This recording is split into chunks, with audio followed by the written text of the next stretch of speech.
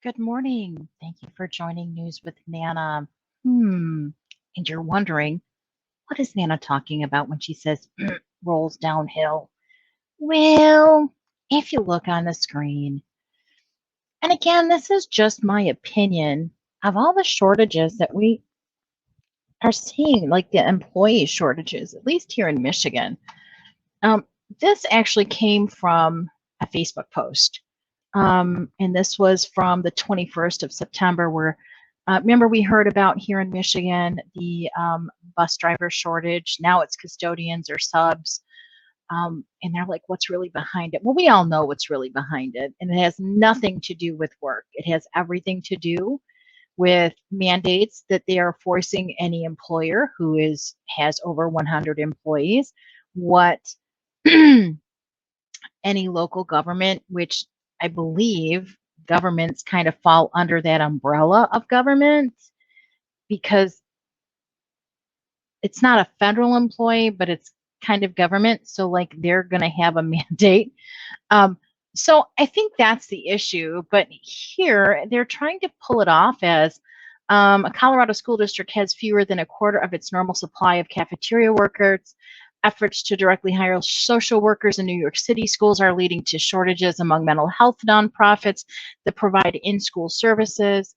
Some schools in Virginia have shifted to virtual learning after administrators couldn't find enough substitutes to cover for teachers who had been exposed to a bug.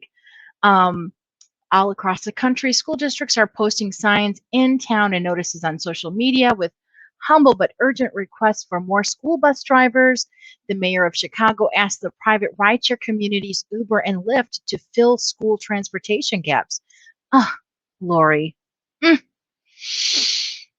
like that lady. I didn't understand why they called her Beetlejuice until I saw a picture of her one day and I was like, oh, that was mean. I'm sorry. God forgive me. Massachusetts officials called in the National Guard to shuttle students after bus driver shortages threatened to upend the start of the school year. As anecdotes pile up, wide-ranging data on staff shortages in schools are hard to come by, remain elusive. The Federal Bureau of Labor Statistics monthly tracking of job openings in public education offers a clue, though. More than 446,000 jobs were open in June and 460,000 in July, compared with less than half those figures at the same point, last year. The data include both K-12 and higher education jobs, but K-12 typically makes up roughly 3/4 of the overall numbers. Interviews with economists and administrators and employees reveal a complex array of factors causing school hiring headaches. Fears over health and safety, frustrations over long-standing pay gaps and inequities, and political disagreements over coverings and hokey pokey dances. Some of these shortages are far more severe than usual, while others existed long before the pandemic. And quite honestly, if you really want and I'm not going to call it humble, it's an overbearing, loud, and obnoxious opinion. I call it like I see it. I tell it how it is. My obnoxious opinion is all of these shortages is about dancing. Dancing with the devil. Nobody wants to do the hokey pokey. Nobody wants to dance the hokey pokey. Do you get it yet? Nobody should be forced to dance. If I go to a wedding and I enjoy the company of my family and friends, I may not want to get up and dance. Does that mean that I have to dance the hokey pokey? No, I shouldn't have to dance the hokey pokey. I should be able to sit at my table, enjoy the music, and watch everybody make a fool of themselves. But it should be my freedom to choose. I shouldn't be banned from going to the wedding because I don't want to dance. Should you? That's my opinion. So here we have on News 25, fact check team. Washington, the United States is already seeing some of that holiday shopping surge over the past few months. Commercial transportation and production issues have crippled the supply chain, making it just that much more difficult to find the products consumers want on the shelves. Well, that's what we're hearing. Consumers this season are likely going to pay more, obviously. I mean, look at inflation. They want $1 trillion budget ceiling. And wait longer as companies like Nike, Amazon, and Mattel are all feeling the squeeze from transportation issues. Well, personally, I would not buy from Nike. I would not buy from Amazon, and I certainly wouldn't buy from Mattel after the shit that they've been pulling with their little dolls and shit that we've seen on. And you've seen the videos, you know exactly what I'm talking about. Major ports along the Pacific West Coast are seeing days worth of delays. The fact-check team found that several companies along the supply chain, specifically in the U.S., are experiencing labor shortages. While the shortage of truck drivers makes headlines, below the surface of the labor shortage extends across the supply chain from warehouse staff, sales staff, and order fulfillment.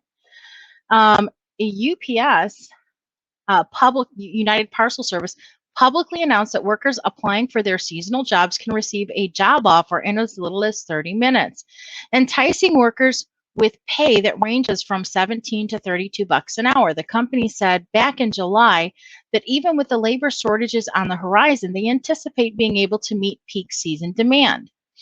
We're preparing for another safe record peak holiday season. With the bug continuing to impact Americans, our services are more important than ever, said Nando Cesarone, president of U.S. operations. We plan to hire more than 100,000 people for seasonal jobs, many of whom will have an offer in hand within 30 minutes of applying. Just last week, FedEx said that labor shortages are their biggest issue and could account for as much as $450 million in quarterly losses. Executives pointed to an example of a service department in Portland only being staffed at 65% as one of the reasons for the decline. The United States Postal Service is starting to institute its 10-year plan. That includes increased prices of 25 cents for packages up to 10 pounds and $5 for heavier items. Through a combination of cost and revenue improvement strategies and regulatory and legislative actions, we can avoid $160 billion in projected losses by 2030, reads the 10-year plan. Well, isn't it funny that they should really not have a labor shortage because their employees don't have to dance the hokey pokey. If their employees don't feel like dancing, they don't have to. They're on that list of companies that don't require dancing. And you won't get penalized if you decide not to dance. Yeah, did you know that? I guess you didn't. I guess maybe I should have the old man apply for the post office. Maybe I can get me some good benefits and I can take them off mine. Seeing as how supply chain and logistics are affecting CPAP, sleep therapy, respiratory therapy products. CPAP units, there's the recall, so units aren't being made by ResMed because they're missing the parts, kind of like the GM with the chips that they need. Isn't it funny? And where does all that shit come from? It comes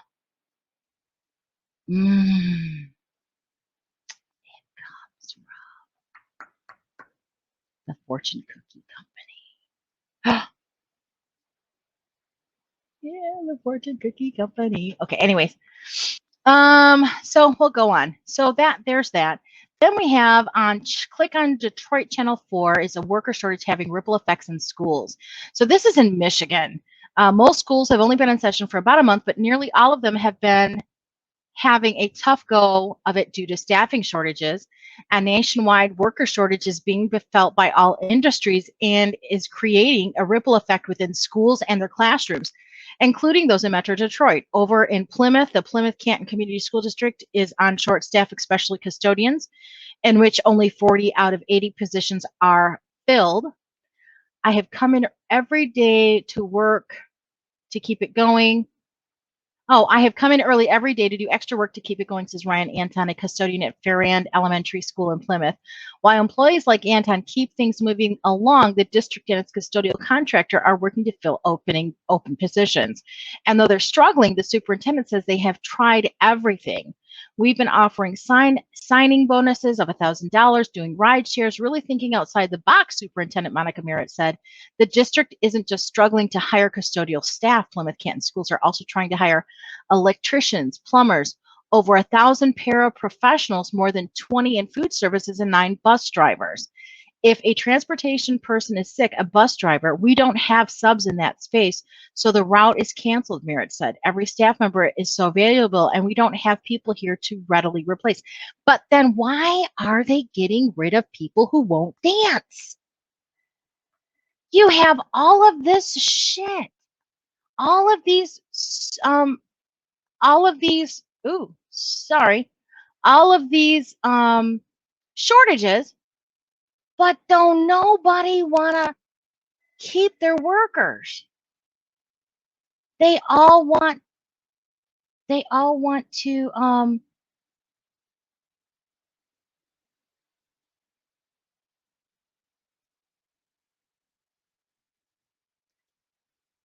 want to get rid of them because they don't want to dance. Some people just don't want to dance. It's their freedom. This is America. Why do we want to dance? Yes, I forgot to clock out. Leave me the hell alone. I'm human. So then we go to Michigan restaurants, which in Brooklyn, Michigan, one of the favorites, it's a local favorite, is actually closed in the evenings. People can't go there for dinner because they don't have enough staff to keep it through, to keep it open. And that's a local, it's literally called Papa's, Poppa, Papa's in Brooklyn. Look it up. Their hours have changed. They're closing at 2 o'clock. So they don't even get the evening dinner people anymore. So if you have, there's, if I'm not mistaken, there's like a retirement home somewhere over there out in Somerset or something. I can't remember exactly. But any of those people that want to go, there's a lot of old folk that live out that way. You know, it's nice. It's for people who are snowbirds or not snowbirds that just like to be in a, in a very what's the word? It's touristy. It's very beautiful. There's a lot to see. There's a lot of different things out that area, in Irish Hills. So people, a lot of old folks live out there that don't want to cook and don't want to this and don't want to that. And it's their only option is in Brooklyn. If you're not going to the Chinese, the McDonald's, or the Subway, then you have to go to Big Boy. And they don't even serve half the stuff that they used to. They don't have the buffet open, nothing. I mean, so much has truly changed because of what happened last year. And I mean, our way of life, my way of life, what I used to see. Oh, I see a pretty cardinal in the tree. Sorry. Squirrel. Everything has changed. Nothing is what it used to be. People were getting paid for sitting home. People were getting paid more to sit at home than to go to work. Wow. Yeah. I always used to joke because I'm getting there. I'm getting old enough to retire. But I always used to joke that when I retire, and even if I won the lottery, I'd probably still work part-time because my family makes me cuckoo. I don't think I'd be able to do it. So I just, and you can't tell me all the people that were not working was using that money. They obviously they did not use their money efficiently. They didn't save. They were buying stupid shit like cars. Why would you buy a car? Because guess what? You didn't pay your damn rent. Now you're going to get kicked out. What? Are you freaking stupid? Stupid. Okay. Okay. Just, I don't know. I don't. It's just, I guess I shouldn't be judging. It's not my place to judge. But in my opinion, people did not use their discretion wisely with the money that they were making off of the government. While those of us that worked through the lockdowns and the closures in fast food and who could work remotely, and yes, we had to. So That is what it is. But restaurants in Michigan. Oh my God, shall we go there with what restaurants faced last year in Michigan? I mean, if you are a restaurant, if you are a small business owner, if you own a restaurant, like there's a place in Napoleon, which is next to Brooklyn. It's literally like you blink and you miss it. Oh, dang it, I got to think about it. There were originally there were like when I first moved out this way, there was Aggie's Sports Bar and Grill, and then there was the Napoleon Cafe. I think the Napoleon Diner, Napoleon Cafe, something like that. And then after years gone by, they expanded, and we got they got a Subway. We got a Subway out this way. So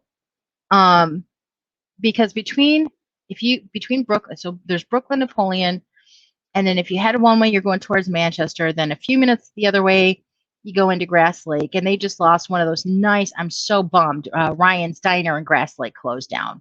They just couldn't do it. They couldn't after everything with the lockdowns. They couldn't. They just couldn't afford it anymore.